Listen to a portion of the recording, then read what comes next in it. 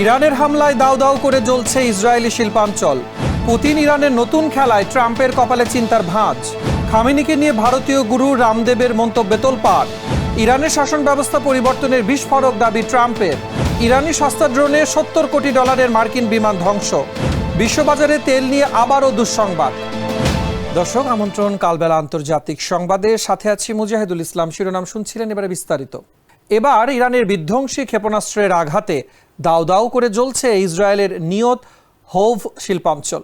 Tehran ও লেবাননের যৌথ হামলায় রণক্ষেত্রে পরিণত হওয়া এই শিল্প এলাকা থেকে বিপজ্জনক রাসায়নিক চুইয়ে পড়ার আশঙ্কায় জারি করা হয়েছে রেড অ্যালার্ট। বন্ধ করে দেওয়া হয়েছে গুরুত্বপূর্ণ হাইওয়ে, আর বাসিন্দাদের ঘরে থাকার পাশাপাশি এসি ও জানালা বন্ধ রাখার নির্দেশ দিয়েছে হোম ফ্রন্ট কমান্ড। হাইফার পর শিল্পাঞ্চলে এই ভয়াবহ আঘাত নিয়ে বিস্তারিত থাকছে রিপোর্টে। 5+ স্টার রেটিং প্রাপ্ত দেশের সর্বোচ্চ বিদ্যুৎ সাশ্রয়ী ওয়ালটন এসি। স্মার্ট কমফোর্ট এখন নেক্সট লেভেলে। ইরানের বিধ্বংসী হামলায় দাউ দাউ করে জ্বলছে ইসরায়েলি শিল্প এলাকা। তেহরান ও লেবাননের সশস্ত্র গোষ্ঠীর যৌথ হামলায় ধ্বংসস্তূপে পরিণত হয়েছে দেশটি। হাইফার পর এবার অবৈধ ভূখণ্ডটির নিয়ত হোভব শিল্প অঞ্চলে ইরানি ক্ষেপণাস্ত্রের আঘাতে ব্যাপক অগ্নিকাণ্ড ঘটেছে। সেখান থেকে বিপজ্জনক রাসায়নিক চুইয়ে পড়ার আশঙ্কাও দেখা দিয়েছে বলে জানিয়েছে ইসরায়েলের পরিবেশ সুরক্ষা মন্ত্রণালয়। বিস্ফোরণের শক ওয়েভে একজন ব্যক্তি গুরুতর আহত হয়েছেন। জানা গেছে, রাসায়নিক চুইয়ে পড়ার বিষয়টি তদন্ত করে দেখা হচ্ছে। তবে এই মুহূর্তে রামাত নেগেভ আঞ্চলিক কাউন্সিলের আশেপাশের শহরগুলোর জন্য কোনো ঝুঁকির আশঙ্কা নেই বলেও স্পষ্ট করেছে মন্ত্রণালয়টি। তবে এ ঘটনার পর ওই অঞ্চলের 40 নম্বর হাইওয়ে বন্ধ করে দিয়েছে পুলিশ। আঞ্চলিক কাউন্সিল এই এলাকায় চলাচলের জন্য নাগরিকদের বিকল্প পথ ব্যবহারের পরামর্শ দিয়েছে। হোম ফ্রন্ট কমান্ড ওই এলাকার বাসিন্দাদের ঘরের ভেতরে অবস্থান করতে, সব এয়ার কন্ডিশনার বন্ধ রাখতে এবং জানালা বন্ধ রাখার অনুরোধ জানিয়েছে। ইসরায়েলি সামরিক বাহিনী জানিয়েছে, ইরান থেকে নতুন করে ছোড়া ক্ষেপণাস্ত্রের পর একটি শিল্পাঞ্চলে আঘাতের ঘটনাটি সম্ভবত ক্ষেপণাস্ত্রের ধ্বংসাবশেষের কারণে ঘটেছে। মধ্যপ্রাচ্যের রণক্ষেত্রে এবারে নতুন সমীকরণ।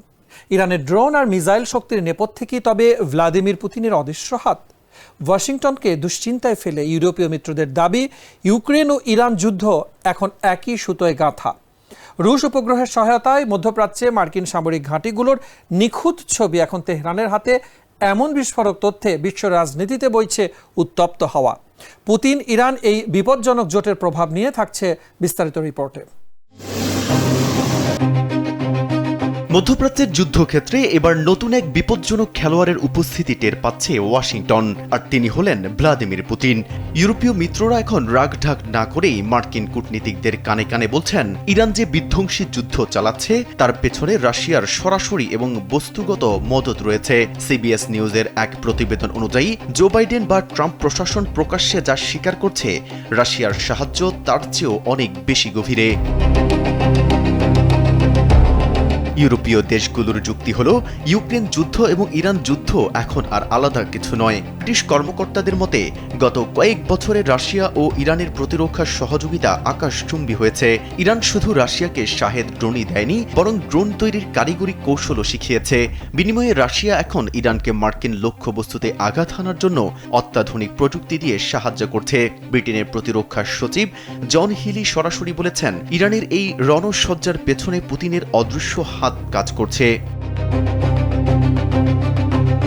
ইউক্রেনের প্রেসিডেন্ট জেলেনস্কিও এক বিস্ফোরক তথ্যে জানিয়েছেন, রুশ উপগ্রহগুলো এখন ইরানের হয়ে কাজ করছে। রাশিয়ার মহাকাশ প্রযুক্তি ব্যবহার করে ভারত মহাসাগরের দিয়েগো গার্সিয়া, কুয়েত আন্তর্জাতিক বিমানবন্দর, সৌদি আরবের প্রিন্স সুলতান বিমান ঘাঁটি এবং তুরস্ক ও কাতারের মার্কিন সামরিক স্থাপনাগুলোর ছবি তোলা হচ্ছে। ইউরোপীয় ইউনিয়নের শীর্ষ কূটনীতিক কাজা কালাস আরও এক ধাপ এগিয়ে বলেছেন, রাশিয়া ইরানকে গোয়েন্দা তথ্য দিয়ে সাহায্য করছে যাতে তারা আমেরিকানদের হত্যা করতে পারে। এর আগে ফ্রান্সে G7 বৈঠকের পর মার্কিন পররাষ্ট্রমন্ত্রী মার্কো রুবিও অবশ্য রাশিয়ার এই সহযোগিতাকে খুব একটা পাত্তা দিতে রাজি হননি। তিনি দাবি করেছেন, রাশিয়া এমন কিছু করছে না যা আমেরিকার সামরিক কার্যকারিতাকে ব্যাহত করতে পারে। অন্যদিকে মার্কিন প্রতিরক্ষা সচিব পিট হেগসেট জানিয়েছেন, কে কার সাথে কথা বলছে সে বিষয়ে প্রেসিডেন্ট ট্রাম্প পুরোপুরি অবগত এবং যে কোনো অনভিপ্রেত পরিস্থিতি শক্ত হাতে মোকাবেলা করা হচ্ছে। সহজ কথায় মধ্যপ্রাচ্যের মরুভূমিতে এখন রাশিয়ার প্রযুক্তির ছোঁয়া লেগেছে। একদিকে ইরান ড্রোনের মরণ কামড় দিচ্ছে, অন্যদিকে রাশিয়া পর্দার আড়াল থেকে গোয়েন্দা তথ্যের যোগান দিয়ে সেই কামড়কে আরো বিষাক্ত করে তুলছে। আর এই জোট বিশ্ব রাজনীতির সমীকরণকে যে এক চরম উত্তেজনার দিকে ঠেলে দিচ্ছে তাতে কোনো সন্দেহ নেই। মেহেদী হাসান, কালবেলা। ইরানের সর্বোচ্চ নেতা আয়াতুল্লাহ আলী খামেনিকে নিয়ে এবারে বিস্ফোরক মন্তব্য করে বিশ্বজুড়ে তোলপাড় সৃষ্টি করেছেন ভারতের আলোচিত যোগগুরু বাবা রামদেব। তিনি বলেন, সামরিক শক্তি দিয়ে কোনো আদর্শকে মুছে ফেলা যায় না। রামদেবের এমন দার্শনিক অবস্থান নিয়ে সামাজিক যোগাযোগ মাধ্যমে বইছে বিতর্কের ঝড়। ভারতের কৌশলগত অবস্থানে এই বক্তব্য নতুন কোনো সমীকরণ তৈরি করবে কিনা তা নিয়ে শুরু হয়েছে বিশ্লেষণ। বিস্তারিত রিপোর্টে। ইরানের সর্বোচ্চ নেতা আয়াতুল্লাহ আলী খামেনির মৃত্যু এবং ইসরায়েল যুক্তরাষ্ট্রের সামরিক অভিযানের প্রেক্ষাপটে ভারতের প্রখ্যাত যোগগুরু বাবা রামদেবের মন্তব্য ভারত সহ বিশ্বজুড়ে ব্যাপক আলোচনা সৃষ্টি করেছে।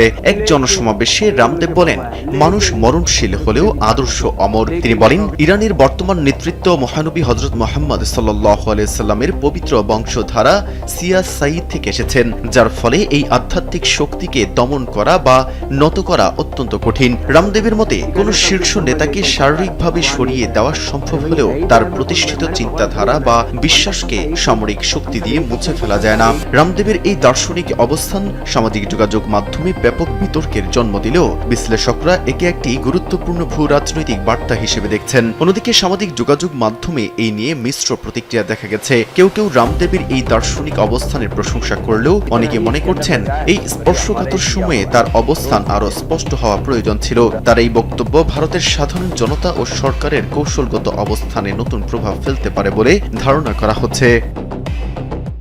ওয়াশিংটন সফলভাবে ইরানে শাসন ব্যবস্থার পরিবর্তন ঘটাতে সক্ষম হয়েছে বলে এক বিস্ফোরক দাবি করেছে মার্কিন প্রেসিডেন্ট ডোনাল্ড ট্রাম্প। বর্তমানে তিনি দেশটিতে নতুন সরকার গঠনের জন্য একটি নতুন গোষ্ঠীর সঙ্গে আলোচনা চালাচ্ছেন। দীর্ঘ 1 মাস ধরে চলা ইরান যুক্তরাষ্ট্র যুদ্ধের পর সোমবার এক বক্তব্য তিনি জানান, তেহরানের বর্তমান নতুন গোষ্ঠী অত্যন্ত যুক্তিবাদী এবং তাদের সাথে ফলপ্রসূ আলোচনা চলছে। ট্রাম্পের এই দাবিটি এমন এক সময় এলো যখন ইরান যুক্তরাষ্ট্র যুদ্ধের 1 মাস পূর্ণ হয়েছে। জানা গেছে, গত 28 ফেব্রুয়ারি যুদ্ধ শুরু হওয়ার পর ইরানের জ্বালানি ও সামরিক অবকাঠামোতে মার্কিন বিমান হামলা চালানো হয়। ট্রাম্পের মতে এই সামরিক ও অর্থনৈতিক চাপই কট্টরপন্থী নেতৃত্বকে সরিয়ে একটি নতুন বাস্তববাদী গোষ্ঠীকে সামনে নিয়ে আসছে। তবে এই রহস্যময় নতুন গোষ্ঠীটি আসলে কারা সে বিষয়ে হোয়াইট হাউস এখনো কোনো সুনির্দিষ্ট তথ্য প্রকাশ করেনি। এর আগে ট্রাম্প ইরানের বর্তমান সর্বোচ্চ নেতা মোস্তফা খামেনি বেঁচে থাকা নিয়ে সন্দেহ প্রকাশ করেছিলেন। বর্তমান দাবিটি ইঙ্গিত দেয় যে ওয়াশিংটন হয়তো পর্দার আড়ালে অন্য কোনো শক্তির সঙ্গে যোগাযোগ করছে। তেহরান এখনো আনুষ্ঠানিকভাবে কোনো পরিবর্তনের কথা স্বীকার করেনি। বিশ্লেষকদের একাংশ মনে করছেন এটি ট্রাম্পের একটি মনস্তাত্ত্বিক কৌশল হতে পারে, যার লক্ষ্য ইরানি বাহিনীর মনোবল ভেঙে দেওয়া। যদি ট্রাম্পের দাবি সত্য হয়, তবে মধ্যপ্রাচ্যে দীর্ঘস্থায়ী যুদ্ধের অবসান ঘটার একটি বড় সম্ভাবনা তৈরি হবে।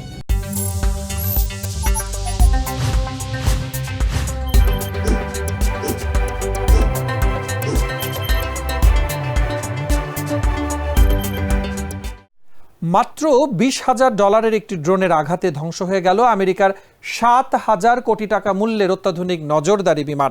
সৌদি আরবের প্রিন্স সুলতান বিমান ঘাঁটিতে ইরানের IRGCর চালানো এই অভিযানে লণ্ডভণ্ড হয়ে গেছে মার্কিন গর্ব বোয়িং E-3 সেন্ট্রি। ওকলাহোমা থেকে আসা এই বিমানটি রাডারে আঘাত এনে অকেজো করে দেওয়ার দাবি করেছে তেহরান।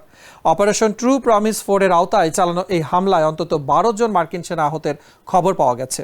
বিস্তারিত রিপোর্টে।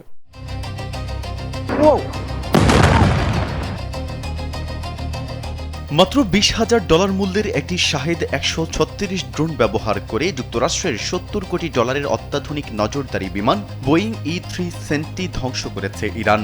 গত শুক্রবার সৌদি আরবের প্রিন্স সুলতান বিমান ঘাঁটিতে এক সমন্বিত ড্রোন ও ক্ষেপণাস্ত্র হামলার মাধ্যমে এই অভাবনীয় সাফল্য পায় ইরানের ইসলামী রেভলিউশনারি গার্ড কর্পস IRGC।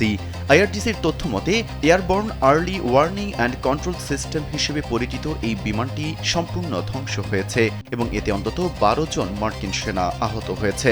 বিবৃতিতে জানানো হয়েছে, ওকলাহোমা সিটির টিঙ্কার এয়ারফোর্স বেস থেকে মোতায়েন করা এই বিমানটি ইরানের হামলা এড়ানোর চেষ্টা করছিল।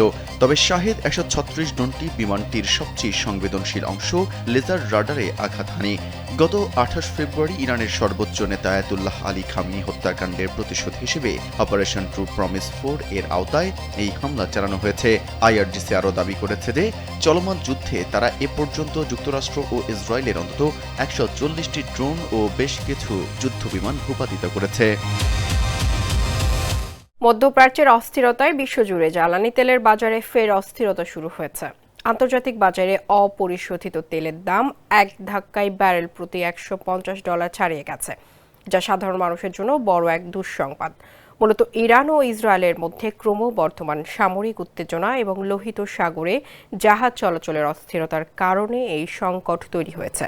বাজার বিশ্লেষকরা বলছেন, সরবরাহ ব্যবস্থা নিয়ে বড় ধরনের অনিশ্চয়তা দেখা দেওয়ায় বিনিয়োগকারীরা তেলের মজুদ বাড়াতে শুরু করেছেন। বিশ্ববাজারের এই ঊর্ধ্বগতির সরাসরি প্রভাব পড়তে পারে পরিবহন খাত ও নিত্যপণ্যের দামের ওপর। লোহিত সাগর দিয়ে তেলবাহী ট্যাঙ্কার চলাচল ব্যাহত হবে, বিশ্বব্যাপী জ্বালানি সরবরাহে বড় ঘাটতি দেখা দিতে পারে। বাংলাদেশ সহ আমদানি নির্ভর দেশগুলোর জন্য এই পরিস্থিতি অত্যন্ত উদ্বেগের, কারণ বিশ্ববাজারে তেলের দাম বাড়লে দেশীয় বাজারে মুদ্রাস্ফীতি নিয়ন্ত্রণে রাখা কঠিন হয়ে পড়ে। যদি দ্রুত পরিস্থিতির উন্নতি না হয়, তবে সামনের দিনগুলোতে জ্বালানি খরচ আরও বাড়ার আশঙ্কা রয়েছে প্রবলভাবে। এই সংকট মোকাবিলায় বিশ্বের শক্তিশালী রাষ্ট্রগুলোর কূটনৈতিক উদ্যোগ এখন সময়ের দাবি।